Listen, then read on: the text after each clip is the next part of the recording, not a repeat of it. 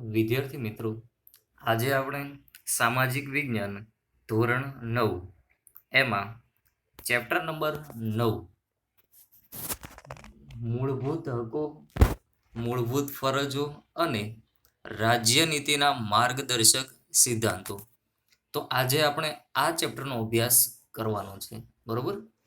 તો આ ચેપ્ટરનો અભ્યાસ કરતા પહેલા આપણે થોડીક બેઝિક સમજ આના અગાઉના ચેપ્ટરમાં, એટલે કે ચેપ્ટર નંબર 8 કે ભારતના રાજ્ય બંધારણનું ઘડતર અને એના લક્ષણો, આ ચેપ્ટરમાં આપણે થોડીક બંધારણને રિલેટેડ માહિતીનો અભ્યાસ કર્યો હતો. એટલે કે મોસ્ટ ઓફલી બંધારણ શું છે, એનું આમુખ શું છે, બરોબર? બંધારણનો અમલ ક્યારે થયો, બરોબર? એટલે કે આપણા ભારત દેશના બંધારણની આપણે સમગ્ર વાત અગાઉના ચેપ્ટરમાં આપણે કરેલી અને આપણે એનો અભ્યાસ પણ કમ્પ્લીટ કરેલો છે, બરોબર? અને હવે એને લગતું જ ચેપ્ટર કે એને મળતું આવતું અને એ ચેપ્ટરના અમુક જે પોઈન્ટ હતા એનો અભ્યાસ હવે ડિટેલમાં આપણે આ ચેપ્ટરમાં કરવાનો છે. કે જેમ કે આપણે ગયા ચેપ્ટરમાં ભણી ગયા હતા કે લક્ષણોમાં ભારતના બંધારણ હતું, એના જુદા જુદા લક્ષણો હતા. તો એમાં એક લક્ષણ એવું હતું કે માર્ગદર્શક સિદ્ધાંતો, કે રાજ્યનીતિના માર્ગદર્શક સિદ્ધાંતો. તો એનો આપણે ડિટેલમાં આપણે અભ્યાસ કરીશું. તો આપણે આ ચેપ્ટરમાં જોવાનું છે, 3 ટાઇટલનો અભ્યાસ કરવાનો છે. એક તો મૂળભૂત હક, કે દેશના વ્યક્તિઓ, દેશના લોકોને બંધારણ દ્વારા કયા કયા હકો મળેલા છે તે. પછી લોકોની ફરજો શું છે, કારણ કે હક મળેલા છે તો સાથે સાથે લોકોની ફરજ પણ છે કે જે એને સ્વેચ્છાએ એનું પાલન કરવું પડે છે. અને પછી રાજ્યનીતિના માર્ગદર્શક સિદ્ધાંતો છે, એનો પણ આપણે અભ્યાસ કરવાનો છે. એટલે કે રાજ્યોએ પોતાના રાજ્યને ચલાવવા માટે કઈ કઈ નીતિઓનો અમલ કરવો એનું માર્ગદર્શન કોણ આપે છે? ભારતનું બંધારણ, એટલે કે સંવિધાન. તો ભારતના સંવિધાનમાં છે બધી ડિટેલ લખેલી કે રાજ્યોએ પોતાનું રાજ્ય શાસન, એટલે કે પોતાના રાજ્યમાં તે નીતિ નિયમો, નીતિઓ, કાયદાઓ કઈ રીતે બનાવવા એનું માર્ગદર્શન આપે છે. તો એ બધી બાબતને શું કહેવાય છે? રાજ્ય નીતિના માર્ગદર્શક સિદ્ધાંતો, બરોબર? આપણે એનો પણ અભ્યાસ કરવાનો છે. તો જોઈએ, ઇન્ટ્રોડક્શન આપણે આપેલું છે કે ભારતના બંધારણનું આમુખ, તેના મુખ્ય આધાર સ્તંભો તથા વિશિષ્ટ લક્ષણોનો અભ્યાસ અગાઉના પ્રકરણમાં કર્યો છે. આ પ્રકરણમાં બંધારણના વિશેષ મહત્વના લક્ષણો જેવા કે મૂળભૂત હકો, મૂળભૂત ફરજો, રાજ્યનીતિના માર્ગદર્શક સિદ્ધાંતો, એની માહિતી આપણે મેળવશું. તો હવે પ્રથમ આપણે સ્ટાર્ટ કરીએ પ્રથમ ટાઇટલ ચેપ્ટરનું, કે માનવ હકો અથવા તો માનવ અધિકારો, આપણે ઇંગ્લિશમાં કહીએ તો હ્યુમન રાઇટ્સ. કે માનવીને કયા હકો મળેલા છે, અથવા તો હકને બીજું શું કહી શકાય? અધિકાર, જે કાયદા દ્વારા આપને શું મળેલા છે? પ્રાપ્ત થયેલા છે તે. પરંતુ માનવ હકોની શરૂઆત ક્યારે થઈ, બરોબર? કોણે કરી?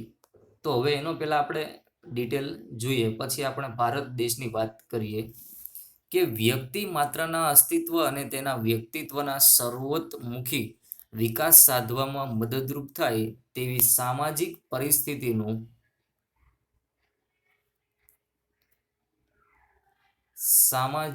પરિસ્થિતિનું નિર્માણ થવું અને તે ચાલુ રહે એ અત્યંત આવશ્યક છે, એટલે કે જરૂરી છે. એને સામાન્ય રીતે માનવ હકો કહેવામાં આવે છે. તો માનવ હકો એટલે શું?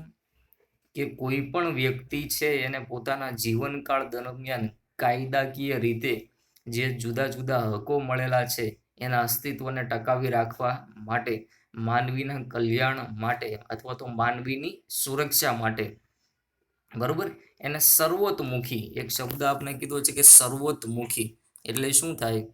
કે દરેક બાબતમાં વિકાસ સાધવામાં મદદરૂપ થતું હોય એવી કોઈ બાબત, એને શું કહેવાય? સર્વતોમુખી, એટલે કે દરેક રીતે, બરોબર. તો એવી કોઈ પરિસ્થિતિનું નિર્માણ થાય એ ખૂબ જ જરૂરી છે, કારણ કે માનવીને પોતાનું જીવન જીવવા માટે દરેક ક્ષેત્રમાં વિકાસ સાધવા માટે સ્વતંત્રતા મળવી જોઈએ.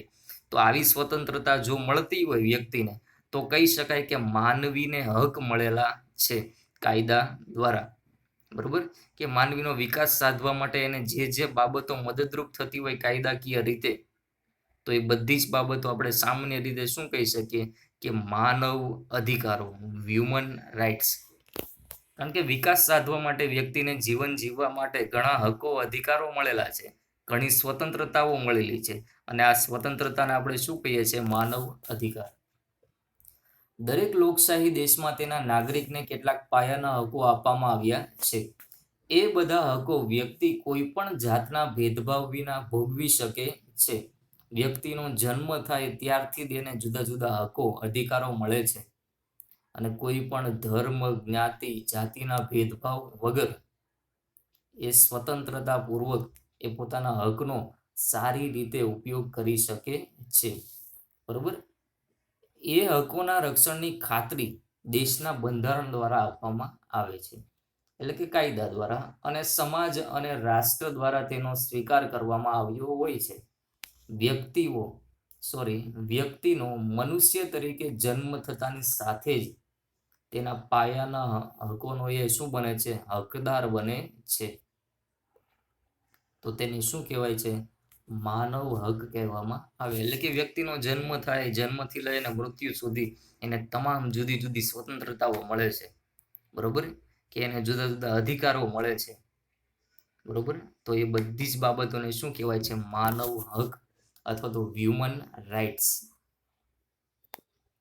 તો હવે જોઈએ કે સંયુક્ત રાષ્ટ્રોની મહાસભા UN. તો મિત્રો યાદ રાખજો કે UN નું ફૂલ ફોર્મ શું થાય છે? કે યુનાઇટેડ નેશન્સ.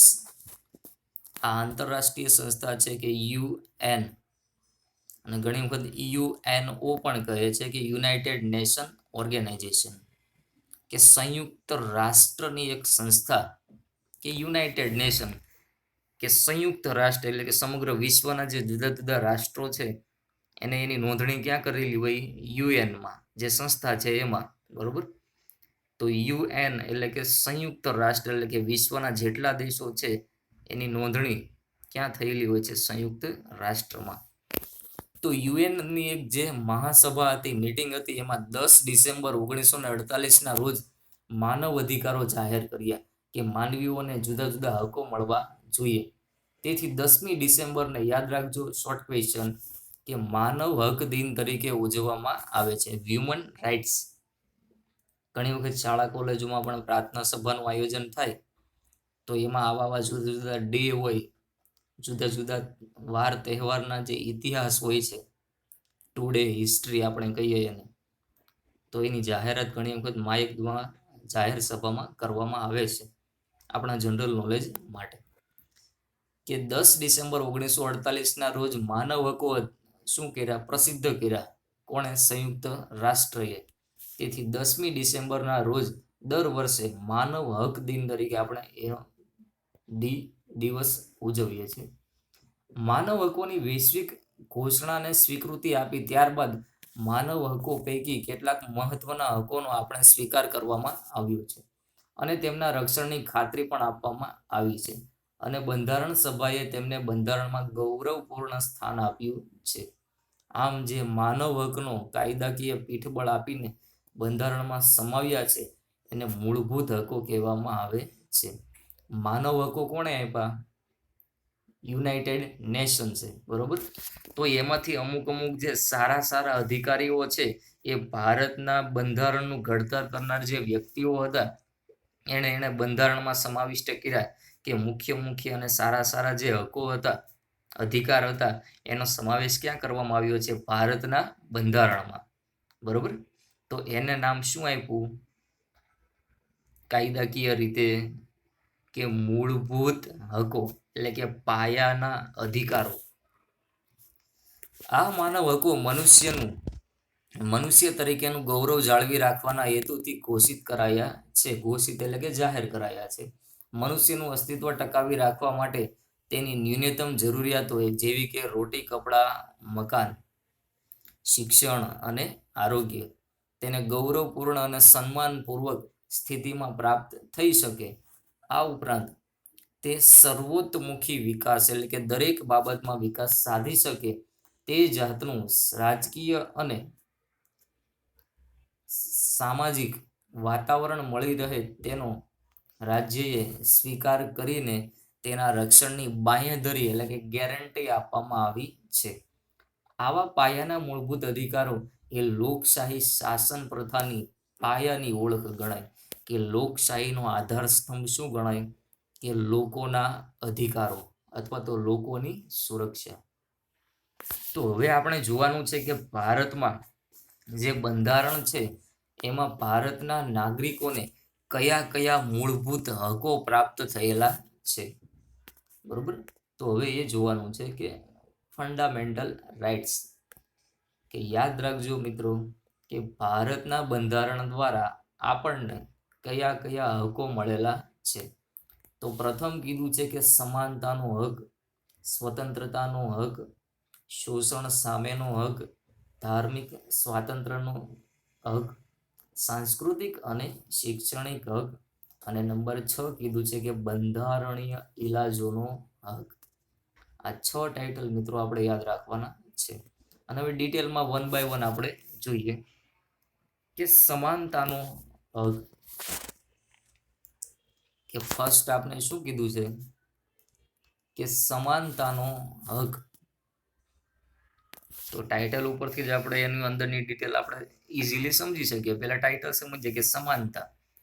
તો દેશનો કોઈ પણ નાગરિક છે, કોઈ પણ ધર્મનો હોય, કોઈ પણ જ્ઞાતિનો હોય, કોઈ પણ પેટા જ્ઞાતિનો હોય, કોઈ પણ લિંગ, સ્ત્રી હોય કે પુરુષ, એનો જન્મ ક્યાં થયો છે, કોઈ પણ રાજ્ય, કોઈ પણ ગામડાનો વ્યક્તિ હોય, મીન્સ કે ભારતનો નાગરિક હોવો જોઈએ, તો એને સમાનતાનો હક પ્રાપ્ત થાય છે. એટલે કે સમાનતા એટલે કે દરેકને કાયદો, એક જ કાયદો દેશમાં છે અને દરેક વ્યક્તિને લાગુ પડે. કે દેશનો પટ્ટાવાળો હોય કે દેશનો પ્રધાનમંત્રી હોય, દરેકને એક જ સરખો કાયદો શું છે પ્રાપ્ત થયેલો છે. એટલે કે દેશનો હાવ નીચામાં નીચો તળ સપાટીનો ગરીબ વ્યક્તિ હોય કે દેશનો ધનિકમાં ધનિક વ્યક્તિ હોય, તો દરેકને એક જ સરખો કાયદો લાગુ પડે છે. ગરીબ હોય તો એના માટે અલગ કાયદો, ધનિક હોય તો એના માટે અલગ કાયદો, એવું ભારતમાં નથી. બરોબર, તો એને શું કહેવાય? સમાનતાનો હક. એટલે કે કાયદો એક જ છે, ધનિક હોય કે ગરીબ કે કોઈ પણ કેટેગરીનો વ્યક્તિ હોય. કે કાયદા સમક્ષ સમાનતા અને કાયદાનું રક્ષણ, આ બે ખ્યાલોનો સમાવેશ કરવામાં આવ્યો છે. કયા કાયદાની અંદર? હકની અંદર, સમાનતાના હકમાં. એટલે કે કાયદા દ્વારા સમાનતા, એક જ કાયદો ધનિક હોય કે ગરીબ અથવા તો કોઈ પણ વ્યક્તિ માટે, અને કાયદાનું સમાન રક્ષણ, એ બે બાબતનો સમાવેશ કર્યો છે. કાયદા સમક્ષ સમાનતા એટલે કોઈ પણ વ્યક્તિ કે વર્ગની તરફેણમાં વિશેષ અધિકારોનો અભાવ. કે કાયદા દ્વારા સમાનતા એટલે શું? અગાઉ મેં જે વાત કરી એ જ પ્રમાણે કે ગરીબ હોય કે ધનિક કે કોઈ પણ એક વ્યક્તિની તરફેણમાં કાયદો નથી, બંને વ્યક્તિને સરખો જ કાયદો શું છે? કાયદા દ્વારા એને સ્વતંત્રતા મળે છે, સમાનતા મળે છે. કે ખાલી કોઈ માનો કે કોઈ વ્યક્તિ ઉપર કેસ ચાલતો હોય તો કાયદો એવું નથી કહેતું કે આ વ્યક્તિ જ સારો છે અને એની તરફેણમાં જ હું ચુકાદો આપું. પણ એવું નહીં, જે સાચો વ્યક્તિ છે એની તરફેણમાં ચુકાદો જાય છે. એટલે કે બંને વ્યક્તિને શું મળે છે? સમાનતાનો હક. એક સરખી પરિસ્થિતિમાં મુકાયેલ વ્યક્તિઓને એક સરખો કાયદો લાગુ પડશે. કે ચોરી કરી છે તો આ ગુનો લાગુ પડશે અને આટલા વર્ષની અથવા તો આટલો દંડ તારે ભરવો પડશે. આ હક મુજબ વ્યક્તિઓ વચ્ચે જ્ઞાતિ, જાતિ, લિંગ, જન્મસ્થાન, આવક કે શિક્ષણના કારણોસર ભેદભાવ રાખવામાં આવશે નહીં. તેમની સાથે કાયદાનો વ્યવહાર એક સરખો રહેશે. વડાપ્રધાનથી માંડીને પટ્ટાવાળા સુધીની કક્ષાવાળી વ્યક્તિને પોતે કાયદા વિરુદ્ધનું કૃત્ય કર્યું હોય તે બદલ સામાન્ય નાગરિકની જેમ સમાન ધોરણે તે જવાબદાર રહેશે અને સામાન્ય અદાલતના કાયદાને આધીન રહેશે. જો કે રાષ્ટ્રપ્રમુખ અને રાજ્યપાલ વગેરેને કેટલાક વિશેષ અધિકારો અપાયા છે. તો અહીંયા બે શબ્દો મિત્રો સમજવા પડશે કે રાષ્ટ્રપ્રમુખ અને રાજ્યપાલ શું છે. રાષ્ટ્રપ્રમુખ એટલે શું કે પ્રેસિડેન્ટ એટલે કે રાષ્ટ્રપતિ, દેશના જે સર્વોચ્ચ વ્યક્તિ છે, વડાપ્રધાનની ઉપરની સપાટી પર તો કોણ છે? રાષ્ટ્રપતિ. આખા દેશનો વહીવટ કોના નામે ચાલે છે? રાષ્ટ્રપતિના નામ ઉપર. અને જે તે રાજ્યોમાં મુખ્યમંત્રી કરતા પણ ઉપરની જે પોસ્ટ આપણે કહીએ તો એ કોણ છે? રાજ્યપાલ. તો રાજ્યોમાં કોની સિગ્નેચર અથવા તો કોના નામ ઉપર બધો જ વહીવટ ચાલતો હોય છે? રાજ્યપાલના હસ્તક. બરોબર. કારણ કે રાજ્યપાલ છે એ શું છે? મુખ્યમંત્રીને શપથ લેવડાવે. રાષ્ટ્રપતિ છે એ દેશના વડાપ્રધાનને શપથ લેવડાવે જ્યારે એની નિમણૂક થાય સત્તા ઉપર આવે ત્યારે. એટલે કે એ લોકોને શું મળેલા છે? વિશિષ્ટ થોડાક અલગ અધિકારો. કાયદાના સમાન રક્ષણનો અર્થ એ થાય છે કે સમાન સંજોગોમાં કાયદાનો વ્યવહાર સમાન જ હોવો જોઈએ. કોઈ વ્યક્તિ કે વર્ગને અલગ રાખી તેમના પ્રત્યે ભેદભાવ દર્શાવતો કાયદો ઘડી શકાય નહીં. સ્વાભાવિક છે. સમાનતા કીધી છે એટલે કે દરેકને સમાન અધિકાર મળે, ભેદભાવ રાખી શકાય નહીં. દરેક કાયદો તમામને માટે એક સરખી રીતે લાગુ પાડવું જોઈએ. કોઈ પણ નાગરિકને દુકાનો, નાસ્તાગૃહ, હોટલો, જાહેર મનોરંજનના સ્થળો એટલે કે બાગ બગીચા છે ત્યાં પ્રવેશ મેળવવાનો, જાહેર સ્થળોનો ઉપયોગ કરવાનો એટલે કે એમાં પણ બાગ બગીચા, બરોબર, જાહેર શૌચાલયો, જાહેર સ્નાનાગૃહ, બરોબર, જાહેર જે સિટી બસ છે, એસટી બસ છે, રેલવે છે, જાહેર રસ્તા, તળાવો, કુવાઓ વગેરેનો વપરાશ કરવાની તમામને એક સરખી સમાન તક આપવામાં આવી છે. સ્ત્રી અને બાળકો માટે ખાસ કાયદાકીય જોગવાઈઓ લિંગના આધારે ભેદભાવ ગણાશે નહીં. સ્ત્રી અને બાળકો માટે શું છે? ખાસ કાયદાકીય જોગવાઈઓ લિંગના આધારે ભેદભાવ ગણાશે નહીં. કે સ્ત્રી અથવા તો પુરુષ, તો બાળકોમાં પણ અમુક શું આવે છે કે બાળકીઓ અને બાળક, મેલ અને ફિમેલ, તો બંને વચ્ચે પણ ભેદભાવ રાખી શકાય નહીં. તે જ પ્રમાણે સમાજની અનુસૂચિત જાતિ એસી, અનુસૂચિત જનજાતિ એસટી, એટલે આપણે શિડ્યુલ કાસ્ટ કહીએ ને કે schedule tribe caste, open category, Bakshi Panch આપણે કહીએ ને એસીડીસી, તો એવી જાતિઓ સામાજિક અને શૈક્ષણિક રીતે પછાત વર્ગોની ઉન્નતિ એટલે કે કલ્યાણ અથવા તો વિકાસ માટે રાજ્યને ખાસ જોગવાઈ કરતા રોકી શકાય નહીં.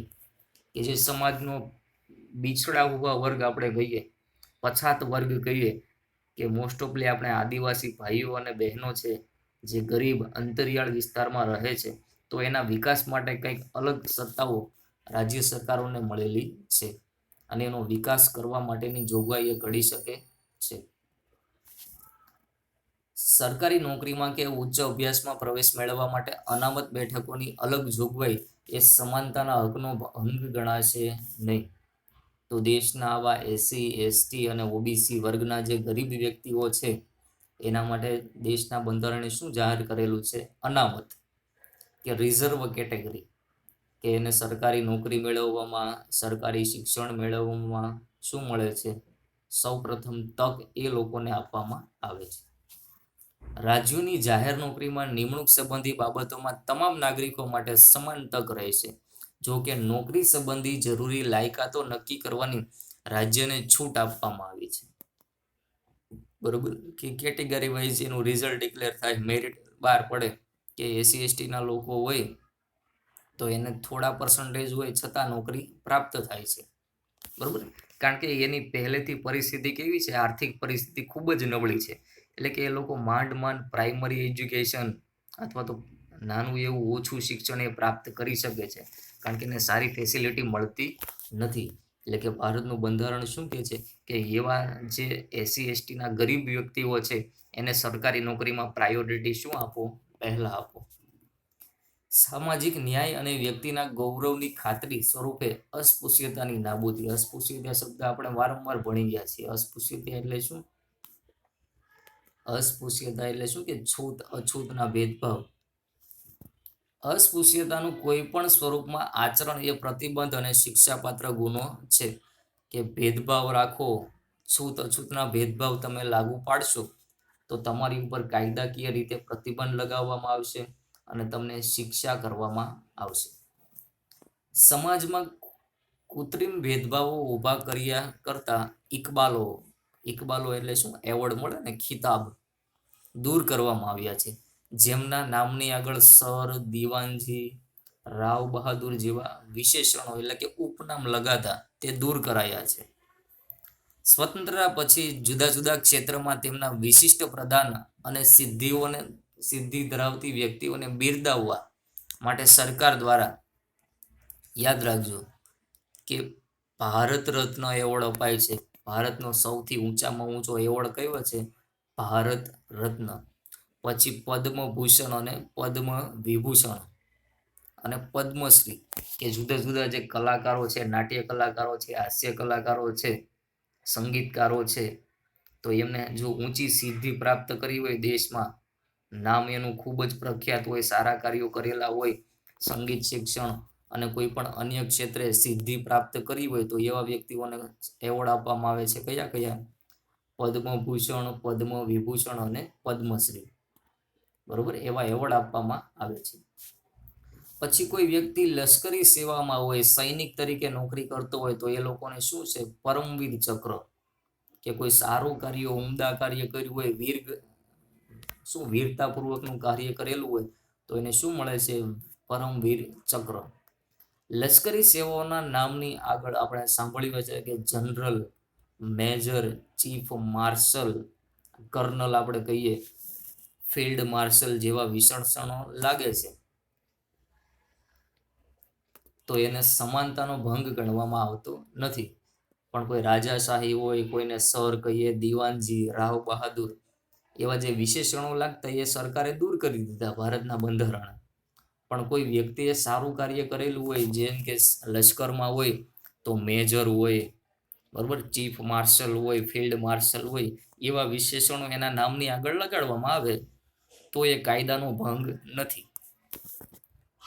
આમ આ હક થકી સમાનતાવાળા સમાજની સ્થાપનાનો ઉદ્દેશ અને ભારતમાં કાયદાનું શાસન તે સ્થાપિત થાય છે.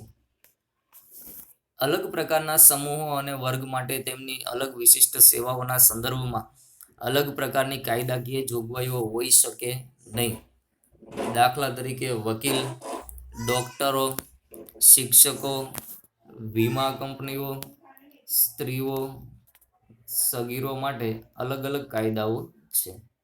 સમાન કામ માટે સમાન વેતનનો સિદ્ધાંત આ અનુચ્છેદનો જ ભાગ છે. એટલે કે જુદી જુદી કલમો છે એમાં અનુચ્છેદનો સમાવેશ થાય છે, એટલે કે વિભાગો.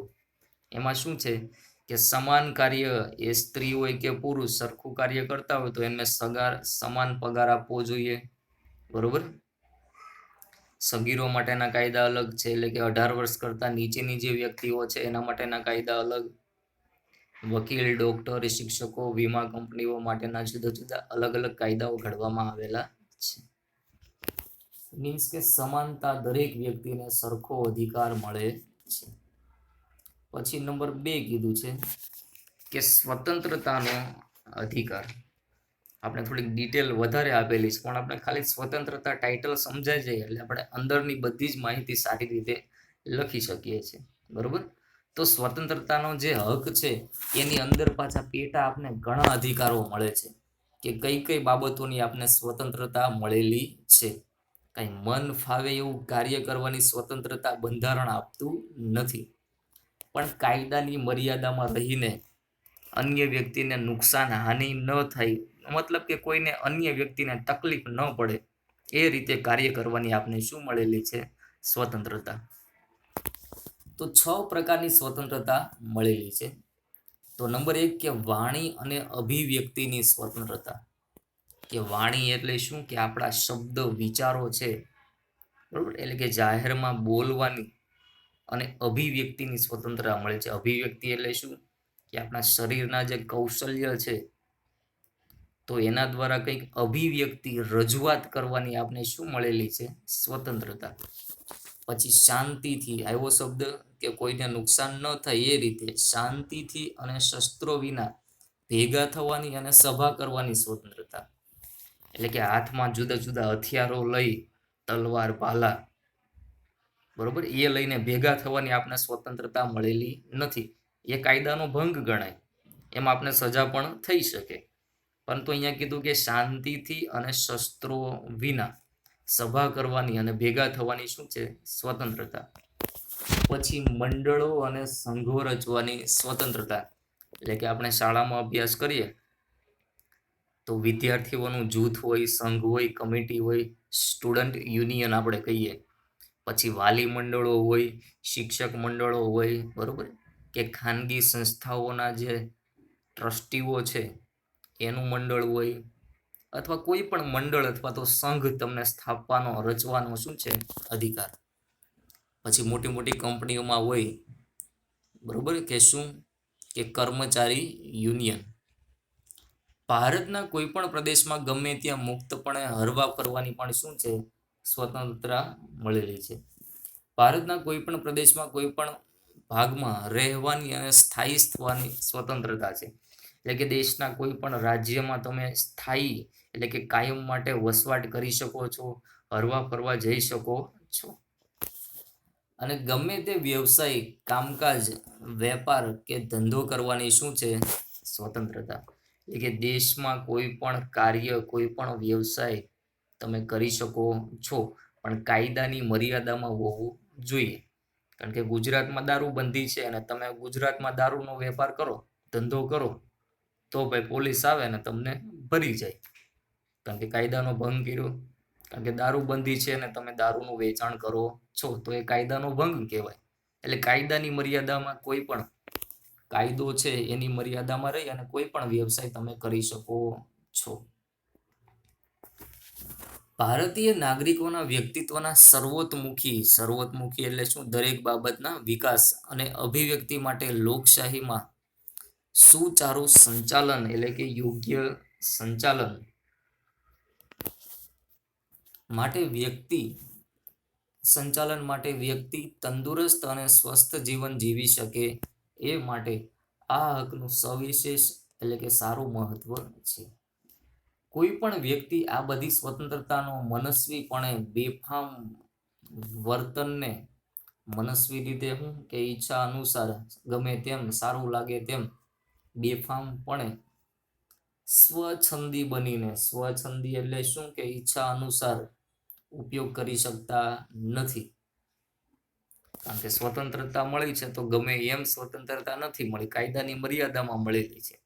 એટલે કે તમને બેફામ એમ સારું લાગે એવું કાર્ય કરવાનું નથી, બરોબર. અન્ય વ્યક્તિને નુકસાન ન થાય, કાયદાની વિરુદ્ધમાં ન હોય એવું કાર્ય કરી શકાય. રાજ્ય સમાજના વ્યાપક હિતમાં જાહેર સુલેહ એટલે શું? એક પ્રકારની શાંતિ, સમજૂતી અને સલામતી અર્થે આ સ્વતંત્રતાઓ પર વ્યાજબી નિયંત્રણો અને મર્યાદાઓ મૂકી શકે એવી બંધારણમાં સ્પષ્ટતા થઈ છે. કોઈ સ્વતંત્રતા કઈ મર્યાદાઓમાં રહીને ભોગવવી છે તેની જાહેર બંધારણમાં કરવામાં આવી છે. એટલે કે જાહેરાત બંધારણમાં કરવામાં આવેલી છે કે કેટલી તમને મર્યાદા મળેલી છે, કેટલી મર્યાદાની અંદર તમે કાર્ય કરી શકો છો. એટલે ડિટેલ બહુ વધારે લાંબી છે, આપણે તો બેઝિક સમજાય બસ એટલું જ મહત્વનું છે. એટલે તમે તમારા પોતાના મનના વિચારો પણ અહીંયા એડ કરી શકો છો, બરોબર. કે ભારતીય નાગરિકને પોતાના વિચારોને વાણી અને વર્તન દ્વારા અભિવ્યક્ત કરવાની સ્વતંત્રતા બક્ષવામાં એટલે કે આપવામાં આવી છે. લેખિત યા મૌખિક કે આંગિક, લેખિત એટલે લખાણ દ્વારા, મૌખિક એટલે કે બોલીને, અને આંગિક એટલે શું કે તમારા શરીરની જે રચના છે, સ્કિલ છે, ડાન્સ છે, જેમ કે કલા કૌશલ્ય, નાટકમાં તમને સારું પરફોર્મન્સ આવડે છે તો અભિનય થકી એ વ્યક્ત કરી શકો છો. પરંતુ તે મુજબ અમર્યાદિત કે નિરઅંકુશ રીતે વર્તવાની કોઈને છૂટ નથી. મર્યાદામાં રહી અને વર્તન અથવા તો વર્તવાની શું છે? છૂટ. કેટલાક વ્યાજબી નિયંત્રણો કે મર્યાદાઓ બંધારણે મૂક્યા છે, જેવા કે ભારતનું સાર્વભૌમત્વ એટલે કે ભારત એક શું છે? ધરતી માતા, સાર્વભૌમ એટલે કે સર્વની ભૂમિ અને અખંડિતતા, રાજ્યની સલામતી, વિદેશી રાજ્યો સાથેના મૈત્રીપૂર્ણ સંબંધો, જાહેર વ્યવસ્થા એટલે કે જાહેર શાંતિ, સુલહ, સલામતી. પછી નીતિમત્તા. નીતિમત્તા એટલે શું થાય? કે વ્યક્તિએ સ્વેચ્છાએ શું કરવું જોઈએ એને શું કહેવાય છે? નીતિમત્તા. કે સામે કચરું પડેલું છે તો મારે કોઈને ઓર્ડર નથી કરવાના કે ભાઈ તું કચરું ઉપાડી લે, પણ હું સ્વેચ્છાએ હું મારી નીતિમત્તા વર્તન કરું અને એ કચરું ઉપાડી અને કચરા પેટીમાં નાખું, તો એ શું કહેવાય છે? નીતિમત્તાનું પાલન કર્યું એવું કહેવાય.